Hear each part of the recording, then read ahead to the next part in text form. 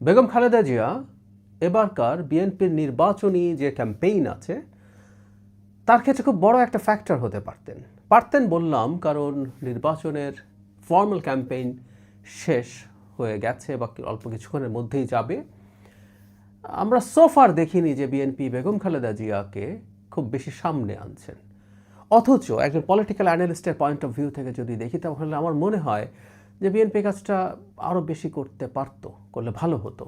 আমাদের এই অঞ্চলে যেটা হয়, এই ধরনের কোনো একজন মানুষ যখন চলে যান, বিশেষ করে তার চলে যাওয়াটা স্বাভাবিক না হয়, মানে অ্যাপারেন্টলি বেগম খালেদা জিয়া স্বাভাবিক মৃত্যু হয়েছে বলে কারো কারো মনে হতে পারে, কিন্তু আমি অনেক দিন থেকে বলছি, আমরা অনেকেই বলি তাকে এক ধরনের ধীরে ধীরে ধীরে ধীরে হত্যা করা হয়েছে। বেগম খালেদা জিয়াকে শেখ হাসিনা জেলে নিয়ে তাকে চিকিৎসা বঞ্চিত করে এবং তার অসুস্থতা আরও খারাপ করে দেয় এমন ঔষধ দিয়ে তাকে মৃত্যুর দিকে ঠেলে দেওয়া হয়েছে। সো এইরকম জায়গায় জনগণের অসাধারণ সিম্প্যাথি কাজ করে।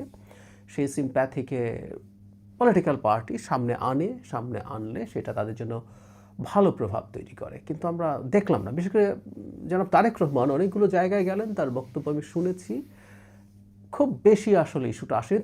তবে তিনি তার সর্বশেষ যে ভাষণ দিয়েছেন, এই ভাষণটা নিয়ে আমি আলাদা একটা রিভিউ করব। দুর্দান্ত একটা ভাষণ হয়েছে শেষ ভাষণটা, আবারও বরাবরের মতো জামায়াতের আমিরের ভাষণটা এটার তুলনায় কিছুই হয়নি, কন্টেন্টে না, প্রেজেন্টেশনে না, কিছুতেই না। যাই হোক, সেই ভাষণে তিনি কথা বলেছেন, কিন্তু আমি বলতে চাই, বলা দরকার আছে বলে মনে করি। আর এখনও সময় আছে।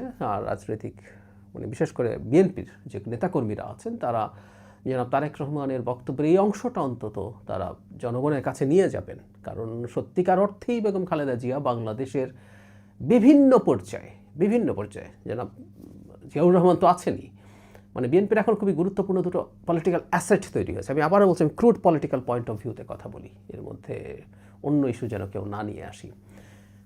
আওয়ামী লীগ যখন ছিল, আওয়ামী লীগের পলিটিক্যাল অ্যাসেট আসলে তেমন কিছু ছিল না। শেখ মুজিবুর রহমানের মুক্তিযুদ্ধ পূর্ববর্তী সময়ের রোল যতটা প্রশংসিত, উনি পরবর্তী সময়ে সেটার ক্রেডিবিলিটি প্রায় হারিয়ে ফেলেছেন পুরোটাই। তো সেটা আছে, সেটার কারণে এটা খুব বড় অ্যাসেট ছিল না। শেখ হাসিনা তো মারাত্মক রকম লায়াবিলিটি হয়ে দাঁড়িয়েছেন আওয়ামী লীগের জন্য। সেই তুলনায় বিএনপির দুজন, জিয়াউর রহমান এবং খালেদা জিয়া, অসাধারণ অ্যাসেট।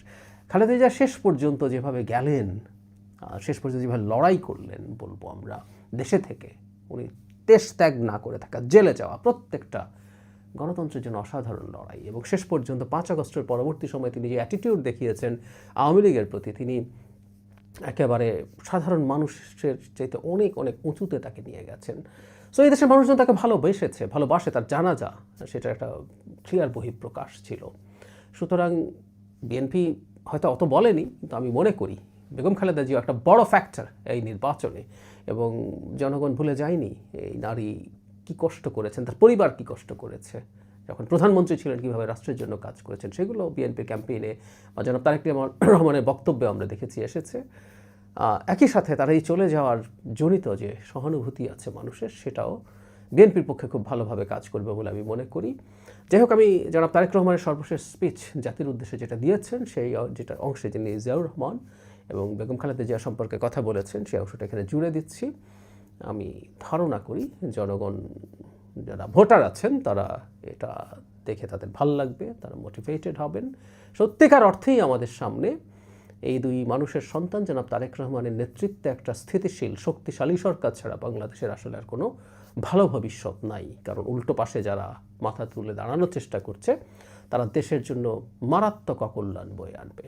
আর আমি এটাও মনে করি বিএনপির অনলাইন অ্যাক্টিভিস্ট যারা আছেন, তারা জনাব তারেক রহমানের বক্তব্যের এই অংশটুকু অন্তত যতটা সম্ভব জনগণের কাছে পৌঁছে দেওয়ার চেষ্টা